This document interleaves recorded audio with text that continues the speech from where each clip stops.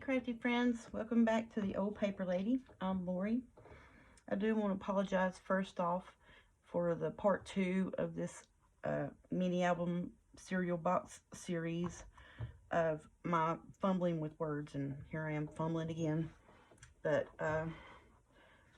I was so afraid of giving you the wrong measurements, and then I got frustrated with myself because I kept having to say measurements 2 or 3 times, and I am sorry about that.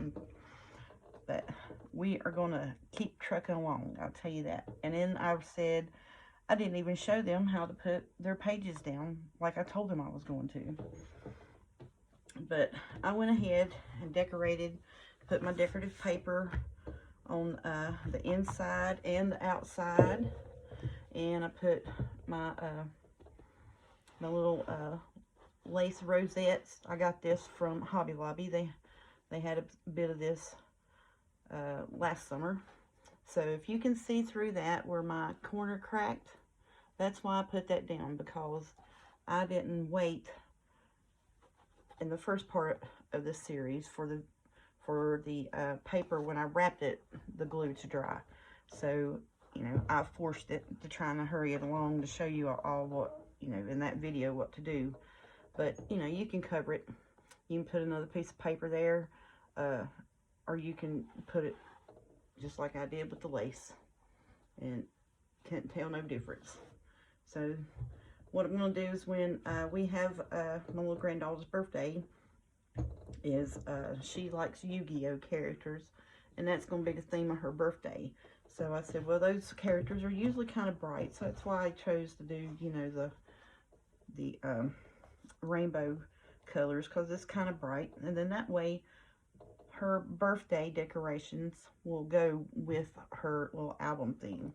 So on the top I can take and put maybe get a napkin and Mod Podge it on a piece of cardstock and put that pop dot it, or if she has the little plates and that, you can cut the character out of the plate and put it on pop dots, and it'll stick up a little bit, and then that way, you know, she'll have her topper for her birthday theme. Alright, so then on the inside here, when you put your pages down, I went ahead and covered my pages front and back. So, and then this is where we did the 2 strips for the double-sided tape. So what I would do, because this is a four-page journal, is right here where the bend is. I'm going to hold my bend up, and I'm going to place my first page in the middle, top and bottom of my spine, and I'm going to put that down. And I want to put it to where it's not going to be on the bend. It's not going to be in the bend part of my spine. So I'm going to hold it, and then where I have this, see, I have one piece that I've already pulled the cover of the double-sided tape off, because I used 1/4 of an inch double-sided tape, and my flap is a 1/2 inch. So then I'll have some sticky room here, and you can put wet glue on this and have a little bit of wiggle room just to make sure, you know, you can go ahead and peel this off, put you some sticky glue on it, but you'll have to be mindful that it is wet glue on this double-sided tape, and it is going to move until the wet glue dries a little bit. So I'm going to set this down again. I'm just going to put it right up against, not over it, but just right up to where we did our score marks on our spine here. And that piece laid right back down, didn't it? Well, I said I was going to show you how to do it. It looks like I don't know what I'm doing. Alright. So you want it right up again to that bend. You want to hold it down, and this is why I said I usually leave that piece on, so I can get it lined up, hold it in place, and then I'll just peel my double-sided tape paper out. And when I peel it out, holding it in place, I'll go back where it's been peeled from and I'll stick it on down. That is the easiest way to deal with double-sided tape. And then we'll just fold our page on over. Make sure it lines up with your front page. And then I'm going to take and I'm going to varnish that in and put another fold on that score mark. I'm sorry, y'all. I wish the allergies would go on and leave me alone, I tell you. Alright, so then that way your page folds back and forth. And if you have any cracking where you did your spine cover, you can take and run a piece of lace. You can take your cut off paper trim and you can put that down. And then where these white marks are here, see, like you'll have in between your pages, you'll have the ½ inch where you scored to attach your pages to your spine. You can take and cut decorative paper, put in between that. You can put the smaller little beads, pearls on a string type thing. You can get, glue those down that would be real pretty. So what I think I'm going to do is, because you know how you get like the crepe paper party streamer things, they always get that. So I think what I'm going to do is I'm going to wait until after, you know, the birthday party. And like I said, I'm going to take and put things from her decorative bits for her birthday party, her theme. And I'm going to go back and do that with that. But if you're doing this and you have your papers and such, your cut-offs that you cut off your paper, you can take that, cut you a strip, and run it right down through there and cover that white bit up if you don't want that.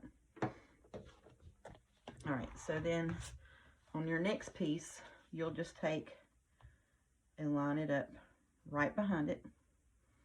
Make sure that you're evened up on both sides. And you'll stick it down right behind it, not underneath it, but right behind it. Because if you stick it underneath it, it's going to cause an issue with your front page folding.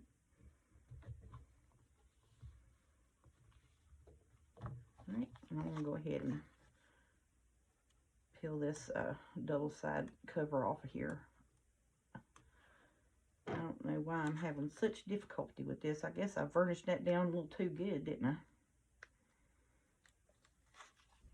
So we're going to take, and so I'll flip it out to the side. Be mindful that that is sticky. And that's that double-sided tape, or, you know, score tape, whatever you want to call it. It's basically, it's score tape. So I'm going to line that up. And I'm going to push the top part down. And I'll pull the cover out from underneath it. And I'll push it down as I pull it out. So that way I know it's lined up and I know it's in position. And you get better at that with practice, trust me. I didn't do it the first couple of times.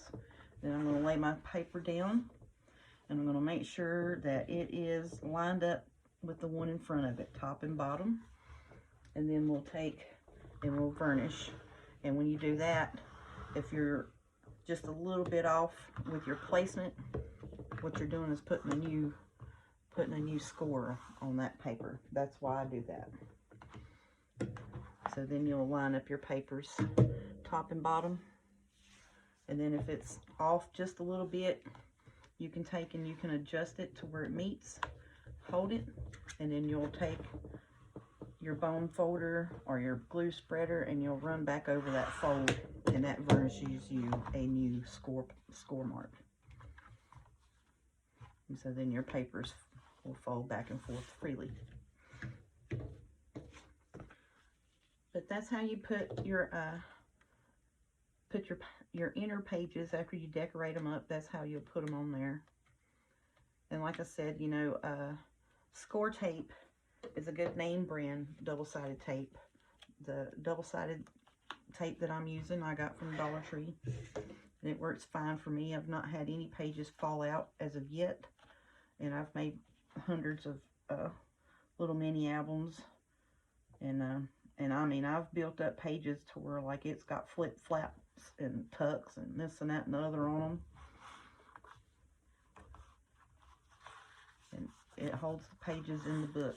So that's why I was saying on your inner pages you want to use 110-pound cardstock, because it will hold that weight if you want to do any. And these are 1/2 inch apart.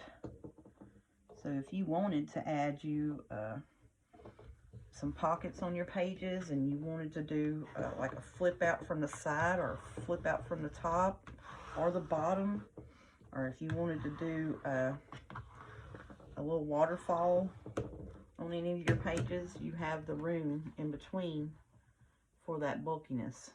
So you've got 1/2 inch there to where you can add, you know, a flip out page here, a flip up page here, or a flip down page here. So you have the room to do that with. So that's why I said this is a good little mini album base to do that with. And this is a perfect size because it is 6.5 by 9 inches. Perfect size for a hard, what you would call a hard journal cover. And then you can sew where it's the thinner cereal box cardboard. You could sew through that. It might take you a little bit to punch the hole through with the awl, but you could get it through there and it would work just fine. And then so instead of putting your pages down like this, so when you did a mini album, you would take your awl, and wherever you wanted to put your signatures, you would take your awl and just poke it through. And then I would make a little template to know where I poke my journal cover first, and then I'd make the template of that to poke my pages with, because you're going to take a little push, a little oomph to get it through this, but it will go through there. And the one lady's, she's like, I got this awl, it's got a wooden end on it, so I'm going to take and I'm going to hit a hammer to knock it through this cereal box to make me a journal cover. Now I've always kept food boxes like that where it has a good natural spine on it. You can make 5x7 mini albums. You can make you know, the little folios.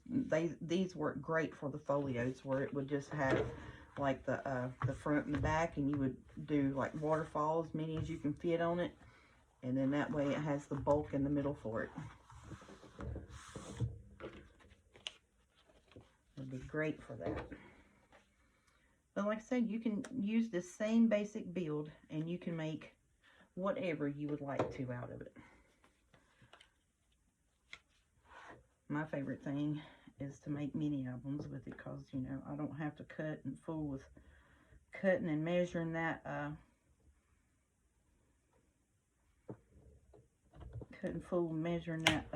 what the heck is it, chipboard. You can order chipboard off of Amazon, medium weight chipboard, and you can build you and wrap it just like we did this cereal box. It's the same thing, and it's the same thickness to build up mini albums with. So I was like, well, I didn't pay for that cereal box, and so I'm gonna get another use out of it. It fed my belly, and then it's gonna feed my heart, because I'm giving it to somebody I love, somebody that's gonna appreciate it, you know. So then you just line your pages up, top and bottom, hold it, and then I run my bone folder or my glue spreader back up against that score mark to make sure, you know, if I got it off just a little bit, then I kind of, you know, give it a new varnish to make sure that all my pages are even. That's what I do with it. And so there we go.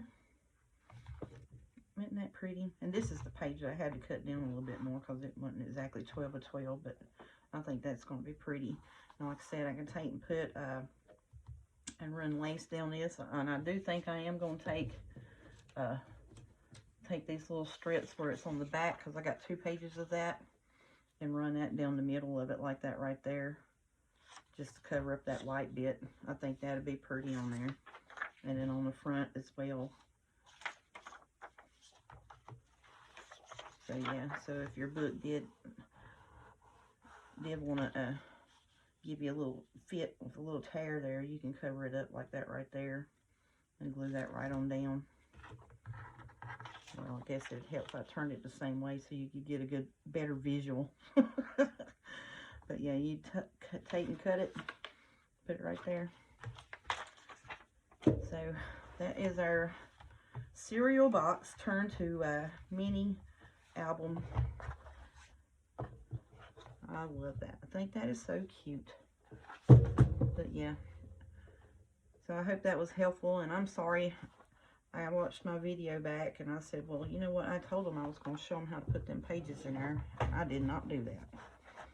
But yeah, so like I said, you can take and do this with journal, hardback journal covers. You can cover this up with your fabric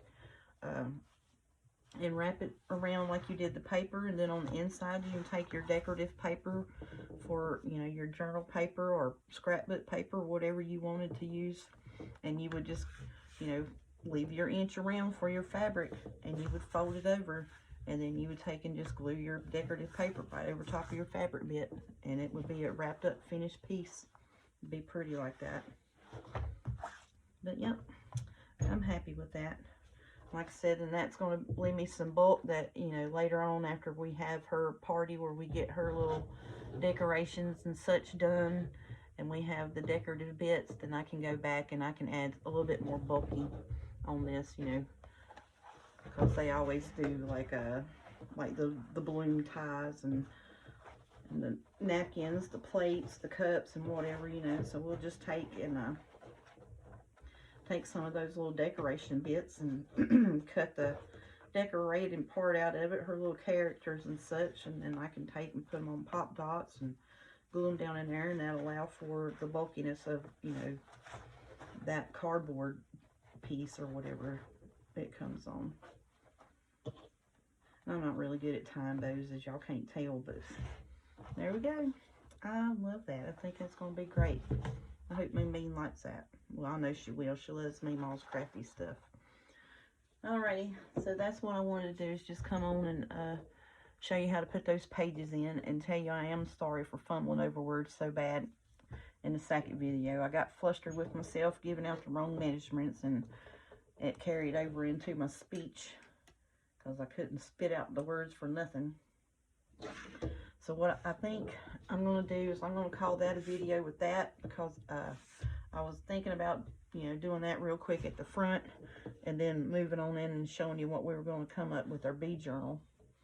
But I think I'm just going to call this a video and get that up real quick, and then we'll start off with our bee journal plans for the next week. And go through it and see what assess our situation and what we got going on with it, and see what we need to come up with, what bits and bobs we need to make and decorate up. So I greatly appreciate you all coming along, and this little easy cover mini album journal, you can, like I said, you can use this for so much.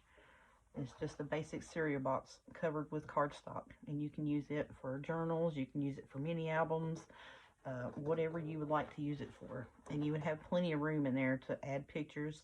Like I said, I may later on, depending on how many pictures we have, I can go through and add waterfalls on each one of those pages if I'd like, and it would still have plenty of room. So thank you all so much. Happy crafting. I hope you enjoy your family and enjoy your day, and thanks for joining me.